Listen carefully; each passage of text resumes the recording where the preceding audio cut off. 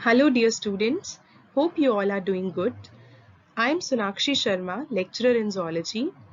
In the previous lecture, we covered part 1 of evolution. Today, we are going to study the next part, part 2 of evolution.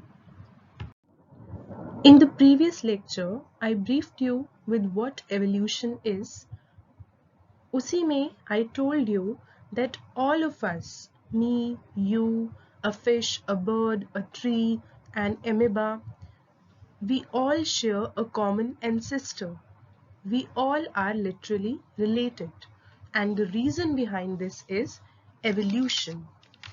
So today, let us try to understand ऐसा क्या होता है कि एक common ancestor से इतने diverse group of organisms evolve हो सकते हैं. See, all living organisms reproduce. We know this. हर लिविंग ऑर्गेनिज्म अपने जैसे और ऑर्गेनिजम्स को प्रोड्यूस करता है and this process is known as reproduction. Reproduction में क्या होता है? पेरेंट डीएनए डुप्लीकेट करता है to form its copies, right? But क्या ये डुप्लीकेशन बिल्कुल परफेक्ट डुप्लीकेशन होती है? No, the duplication of DNA is not perfect. It is subject to various changes due to DNA mutations or other reasons. DNA mutations are changes in the DNA. Like here we can see this second base pair which you can see here.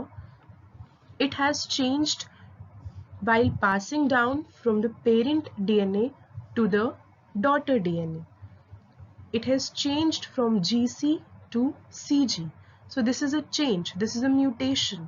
That is why the duplication of DNA is not perfect. इन्हीं heritable changes को हम नाम देते हैं variations का. और जब ये वेरिएशंस बहुत सारी जनरेशंस तक चलती हैं, बहुत सारी जनरेशंस तक कैरी फॉरवर्ड होती हैं, they eventually give rise to a new species. And this is how evolution works.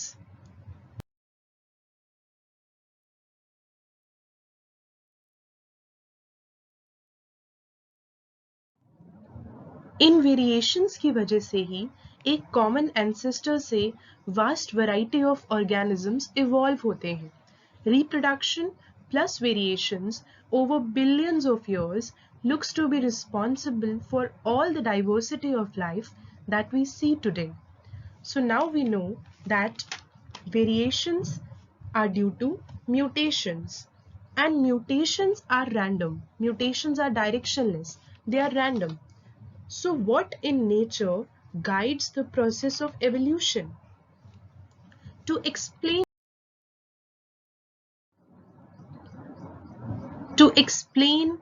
the force which guides the process of evolution, we have to look at the theories of evolution.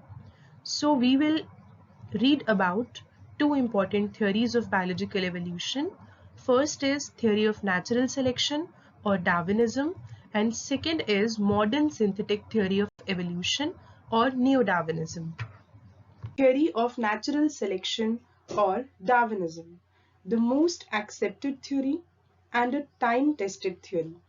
सबसे पहले let us see who gave this theory. This theory was given by Charles Darwin, an English naturalist, and he gave this theory in 1859. So this is the photograph of Charles Darwin. This theory is also known as survival of the fittest. Darwin की life का सबसे बड़ा turning point था when he got an opportunity to travel the world by a ship named HMS Beagle. अपनी इस world exploration के दौरान Darwin ने कुछ आइलैंड्स को विजिट किया और वहां के फ्लोरा एंड फौना को केयरफुली स्टडी किया. अपनी स्टडी के बेसिस पे ही Darwin wrote a book named The Origin of Species. Very important name of the book. It can come as an MCQ in the examination. और इसी book में Darwin ने दी थी the very important and the very interesting theory of natural selection, जिसे हम Darwinism के नाम से भी जानते हैं।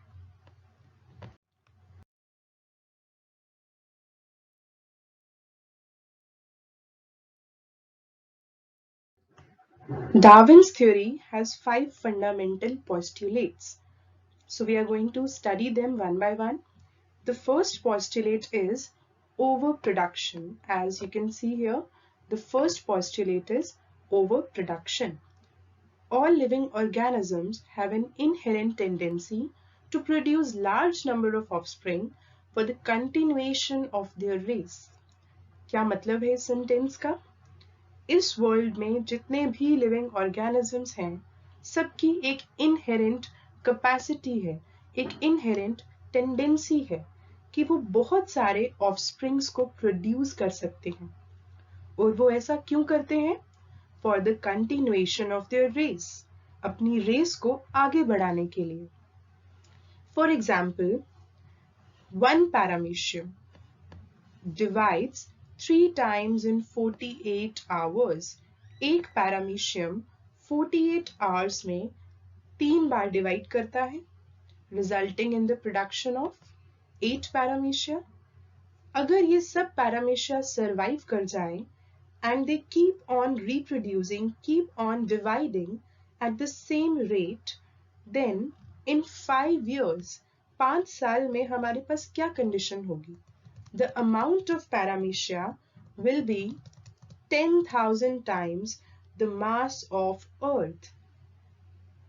इतनी ज़्यादा inherent tendency है पैरामीशियम की to reproduce. तो अगर पैरामीशियम इसी तरह से डिवाइड करते जाए, उन पे नेचर का कोई चेक ना हो, तो उनकी अमाउंट 5 years में कितनी हो जाएगी? 10,000 times the mass of Earth. But क्या हम ये चीज विटनेस करते हैं? क्या ऐसा एक्चुअल में हो पाता है? No. And why is it no? The answer lies in second postulate of Darwinism, which is struggle for existence or competition. अभी हमने देखा living organisms like paramecium have high tendency to reproduce. But इतने सारे individuals कभी exist नहीं कर सकते. Why? Because to survive, every living organism needs resources. जिंदा रहने के लिए कुछ resources चाहिए, जैसे कि food and space, right? Food and space almost constant रहते हैं. They do not multiply like living organisms. तो आप सोचिए, अगर एक small area में बहुत सारे living organisms रहने लग जाएं, इसका क्या result होगा?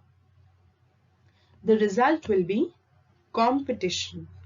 सब organisms compete करेंगे to get food, space and mate. इसे ही हम कहते हैं struggle for existence और competition. Competition की example आप अपने classroom से भी ले सकते हैं. Suppose आपकी subject teacher आपको कहती है that अगर इस क्लास टेस्ट में कोई बच्चा परफेक्ट स्कोर लेकर आएगा तो उसे एक प्राइज मिलेगा. What is the result? सब स्टूडेंट्स में कंपटीशन क्रिएट हो जाता है, because prize is one which is equivalent to a resource in the nature, and competitors or students, they are many in number, so they all will compete among themselves to get that prize. Okay? और जो nature में competition है वो further 2 types में classify किया जा सकता है. It can be intra specific competition और इंटर स्पेसिफिक कंपटीशन. ये टर्म्स खुद ही अपना मतलब क्लियर कर रही हैं. Intra specific, with in a species. Intra means with in. तो इंट्रा स्पेसिफिक कंपटीशन क्या हो गया?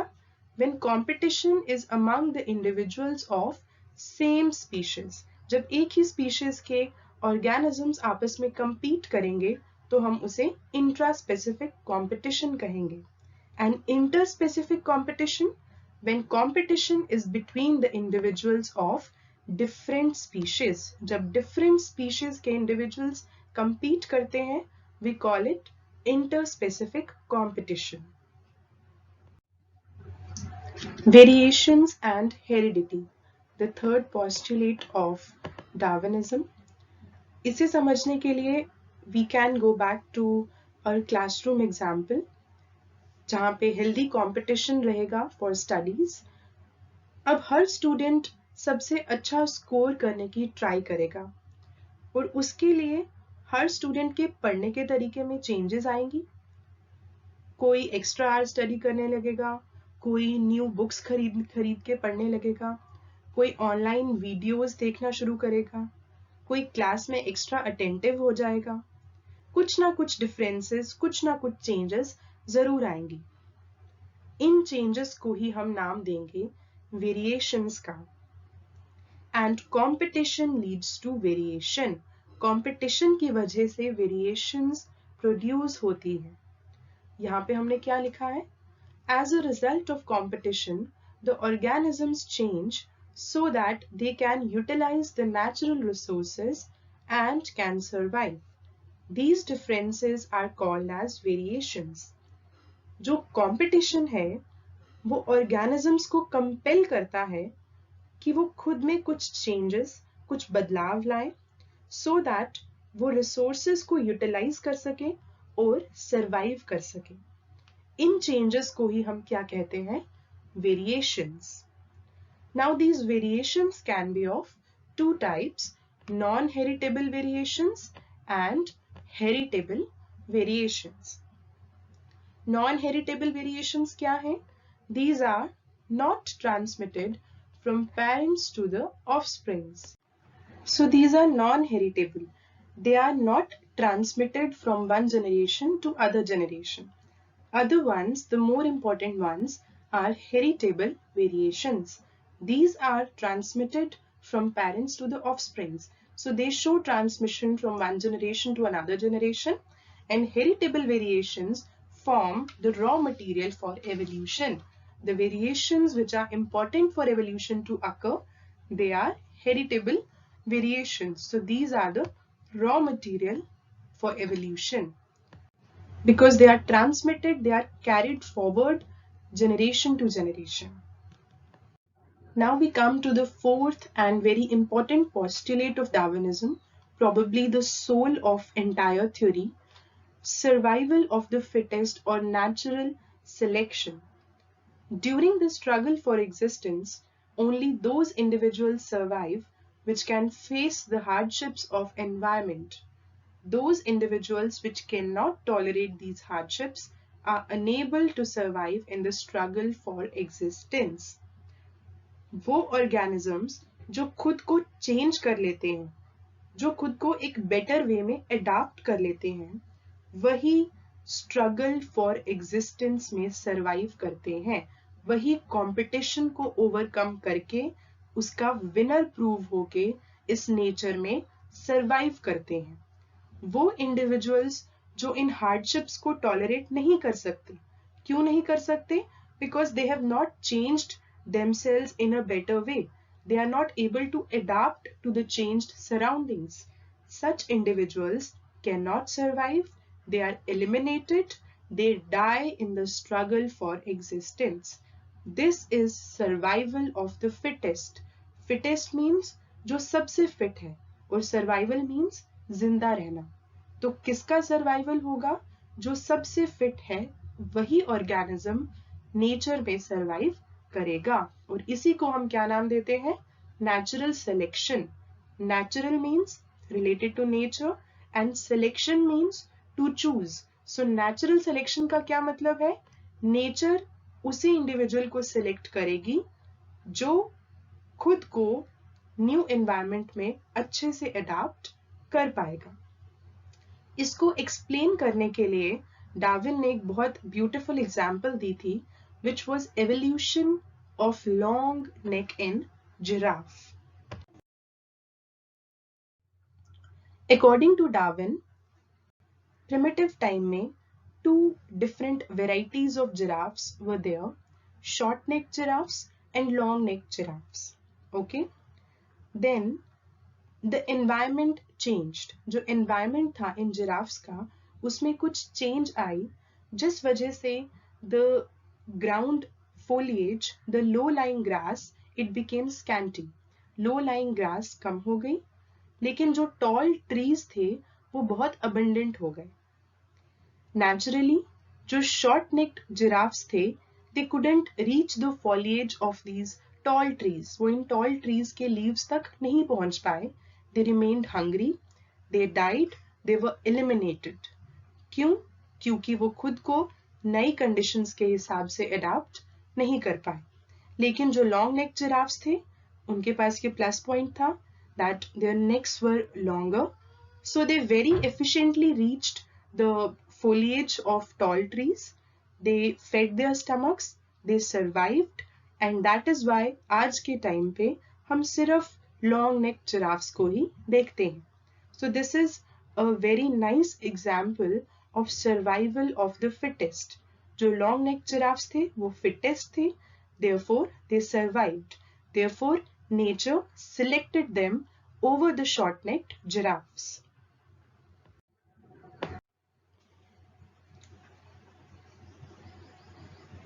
Now coming to the fifth and the final postulate of Darwinism, origin of species. As natural selection continues, successive generations tend to become better adapted to the environment.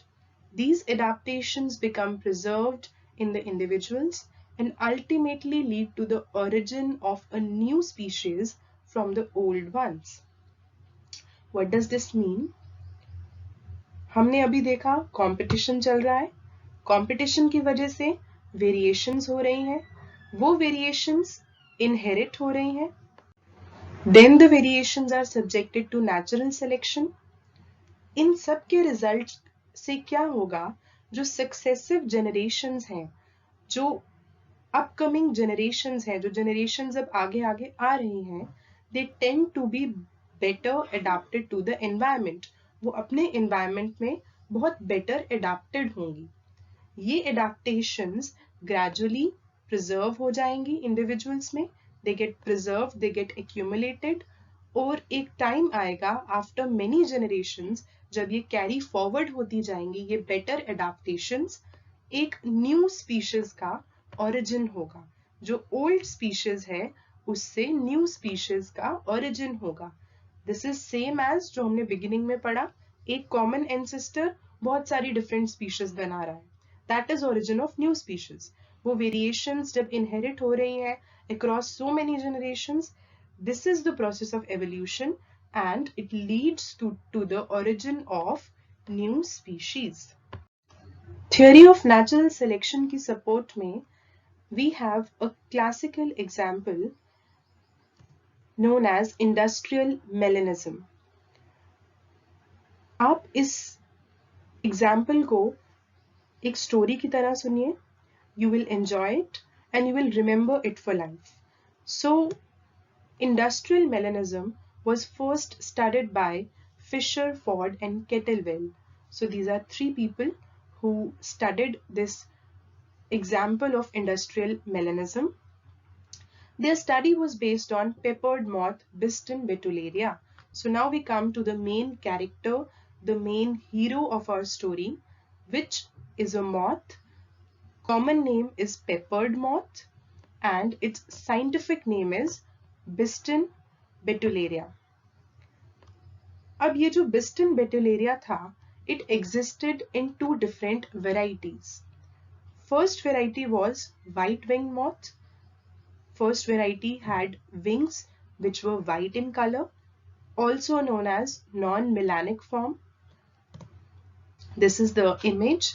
The second variety had black or dark colored wings and it was also named as melanic moth. This is the photograph. So you can see there were two varieties of Biston betullaria. One had white colored wings and one had black or dark colored wings. So our story begins in England. England में एक बहुत बड़ी revolution हुई थी named as Industrial Revolution.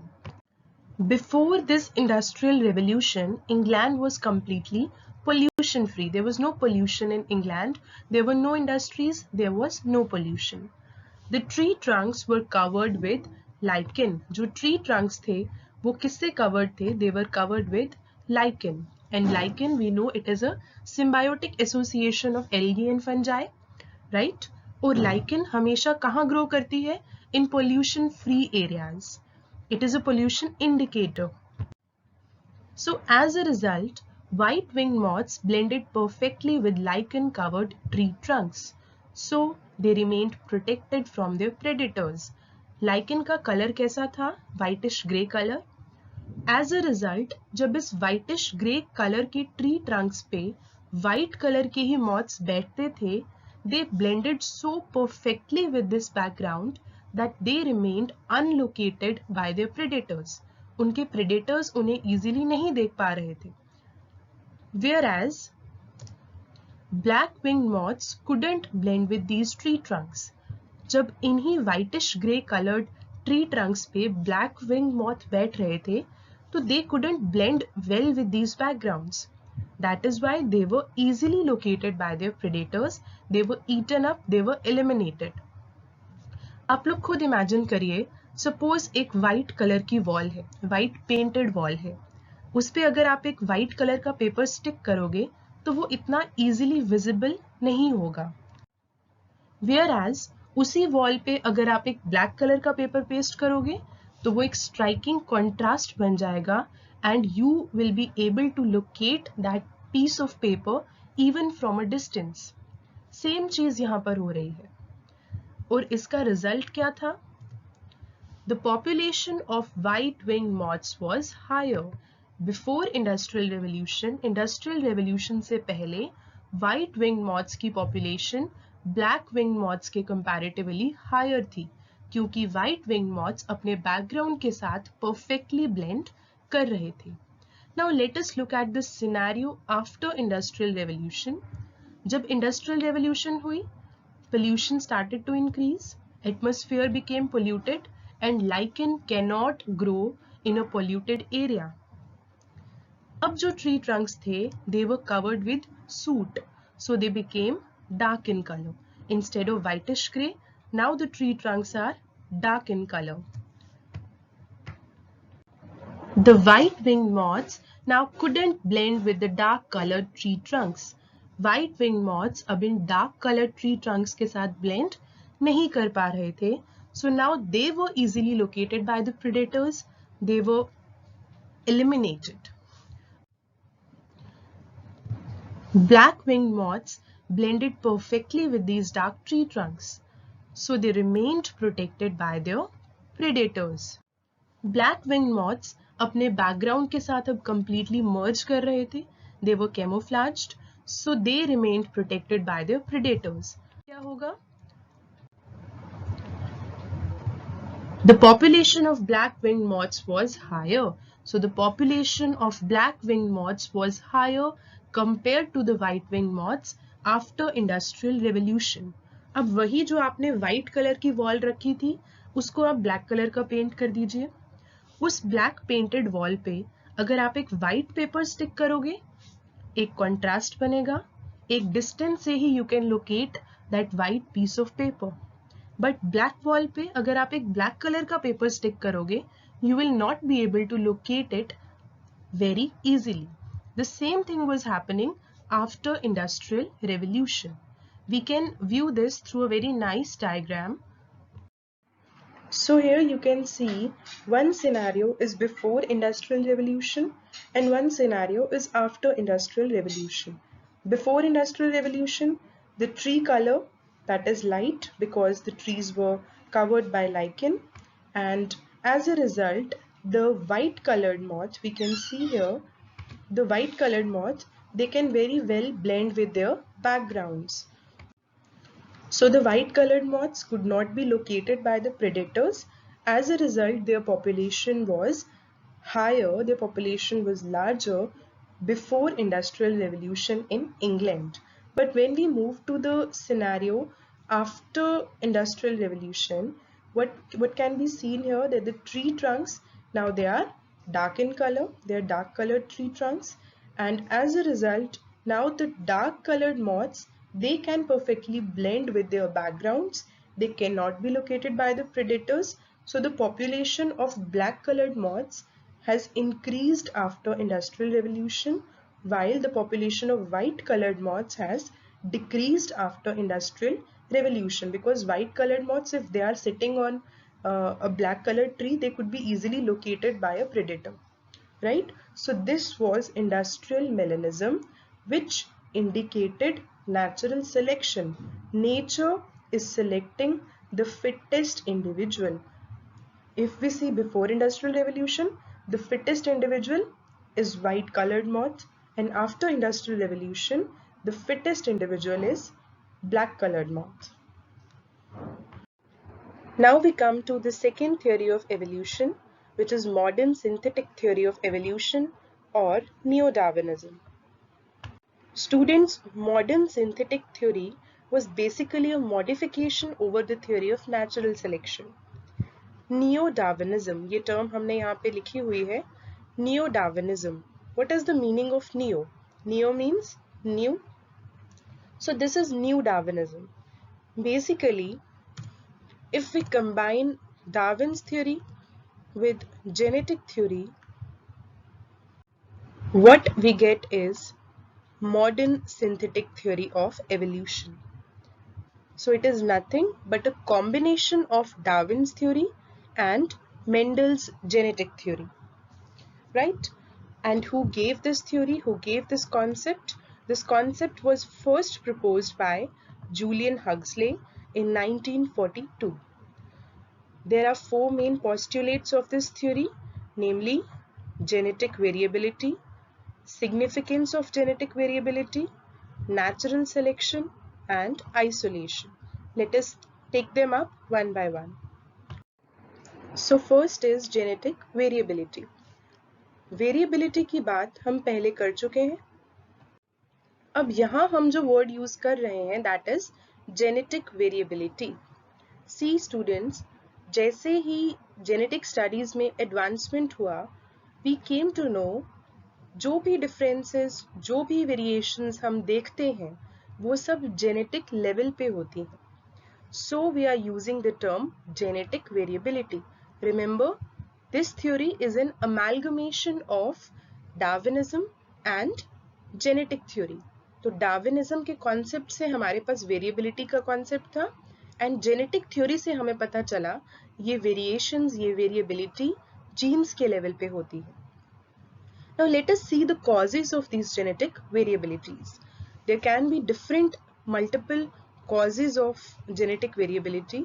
For example, gene mutations. Gene mutations are changes in the gene. Then we have chromosomal mutations, which is change in chromosomes. It can be a structural change, it can be a numerical change. Then we have recombination of genes. Recombination of genes का क्या मतलब है? Mixing और reshuffling हो जाना genes की. It can be due to fertilization. Fertilization में क्या होता है? Mother and father के genes आपस में intermingle होते हैं, mix होते हैं. और जब gametes बनते हैं, उस टाइम पे meiosis होता है. And meiosis is also responsible for recombination of genes. And then we have hybridization. Hybridization is also mixing of genes, but it is mostly between two different populations or between two different species. सबसे अच्छी example hybridization की हमारे पास है mule की. Mule is a hybrid between a horse and a donkey. So all these gene mutations, chromosomal mutations, recombination and hybridization, all these lead to genetic variability. And why is this genetic variability important? This takes us to the second hypothesis, which is significance of genetic variability. Natural selection favors those genetic variations which help an individual to face the hardships of environment. Natural selection उन्हीं genetic variations को favor करेगी जो एक individual को better adapt करवाएंगी, जो एक individual को अपने environment की hardships को face करने में help करेंगी. That is why genetic variability is important. Third one is natural selection. This we already know. Natural selection uses variations and mutations as raw material to ensure survival of the fittest. Only the fittest individual is going to survive in the struggle of existence. Then fourth one is isolation. Isolation or segregation of individuals of a species into small groups is an important factor for evolution. एक species के individuals variations आने के बाद छोटे छोटे groups में isolate या segregate हो सकते हैं.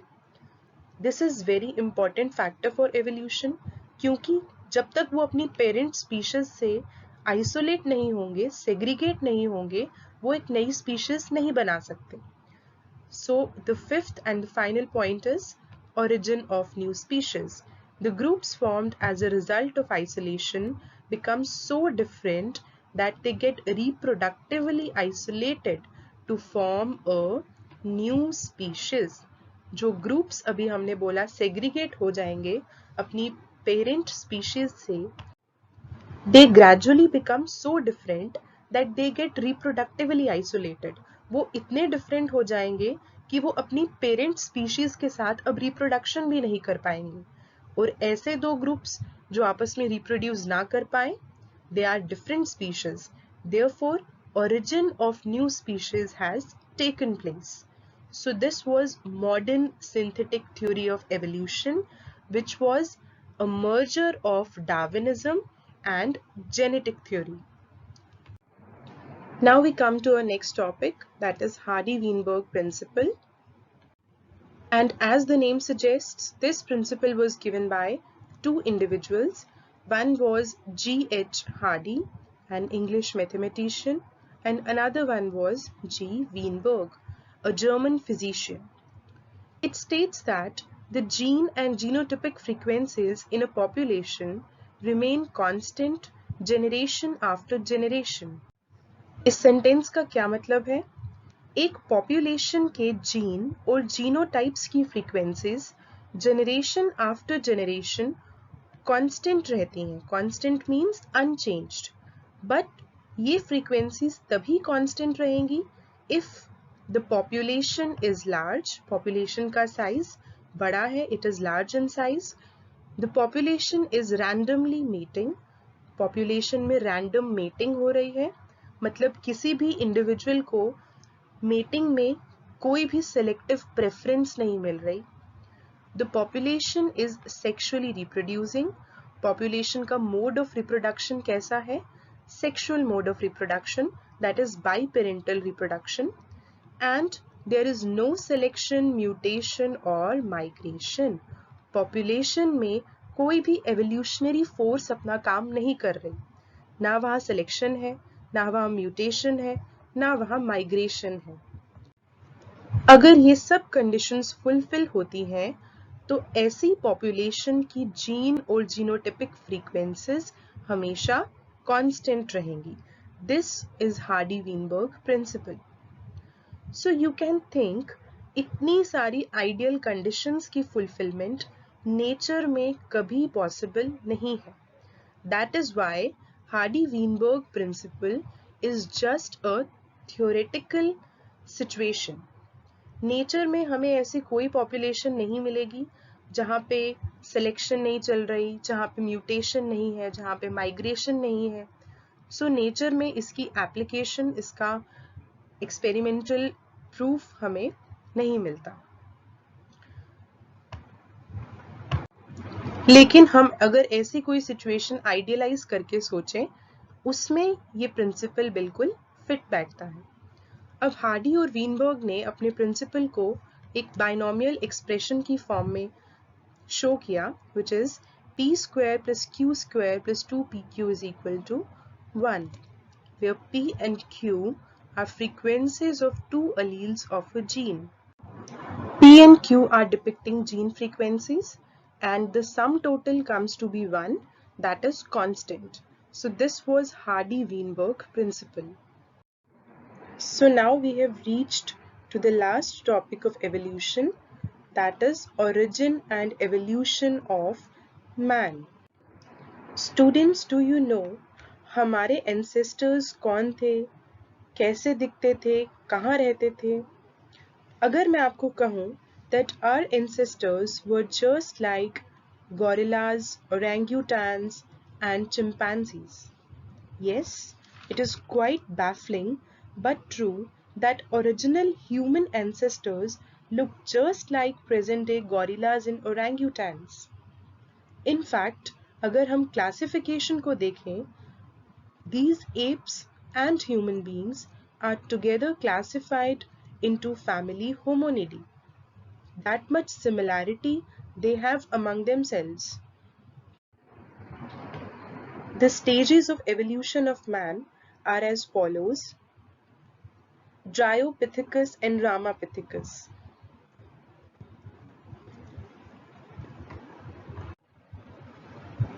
About 15 million years ago, primates called Dryopithecus and Ramapithecus existed.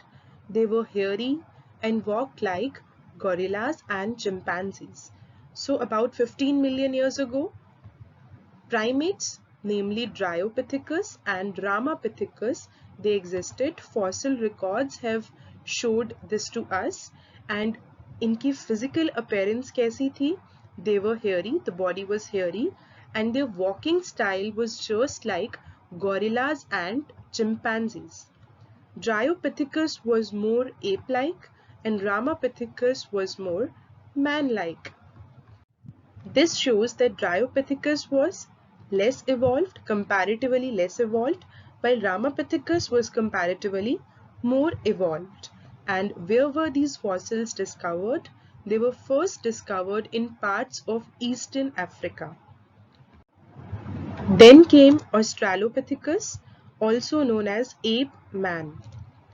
These were about 4 feet tall, height was about 4 feet, and they walked upright. An important point here, gorillas और chimpanzees mostly अपनी चारों टांगों पे move करते हैं, walk करते हैं. But Australopithecus started to walk on 2 legs, started to walk upright. And as far as the jaws and teeth were concerned, Australopithecus had large jaws and teeth. This shows that Australopithecus used to feed on wild fruits, and their cranial capacity was 450 to 600 cc. Cranial capacity means brain capacity, the brain size, and this is very important because throughout the course of evolution हम देखेंगे man की cranial capacity increase हुई है. Ancestors में cranial capacity कम है, but subsequently we'll see that the cranial capacity, the size of brain is going to increase. Then came Homo habilis, also known as handyman. They were the first tool makers. They made stone tools. So they learned the skill of making tools, and the tools were made up of stone. Their cranial capacity was 700 to 800 cc. So the size of brain, it increased compared to that of the Australopithecus. Here the cranial capacity was 700 to 800 cc. Next, Homo erectus. They were hunters and food gatherers. So they started hunting and gathering food from the forest where they used to live. And they learned the use of fire. This is an important point. They learned the use of fire for cooking. They began to clothe themselves with animal skins. Animal skins का use करके they started to make clothes for themselves. Their cranial capacity was 850 to 1200 cc. So the brain size again increased and it reached 850 to 1200 cc. cc here means cubic centimeter. Then came Homo sapiens. They were culturally more evolved. They buried their dead companions. So there was a cultural evolution here. They were much more culturally evolved compared to their ancestors. For example, अपने dead companions को they used to bury. उनको वो दफना देते थे. And the cranial capacity was about 1450 cc. In fact, Homo sapiens can be divided into two groups, Neanderthal man and Cro-Magnon man. They both mainly differed in their cranial capacities. Neanderthal man had a cranial capacity of 1450 cc and Cro-Magnon man had a cranial capacity of 1600 cc. So, Neanderthal man की cranial capacity Cro-Magnon man की cranial capacity से कम थी. And if we compare their skulls, we can see that Neanderthal man के case में the skull was made up of thick bones, heavy bones, and the jaw was protruding out and there was no chin. Chin was not present. But in case of Cro-Magnon man, the skull was made up of thin bones. There was a prominent chin, it was present, and the jawline, the jaws, they were not at all protruding.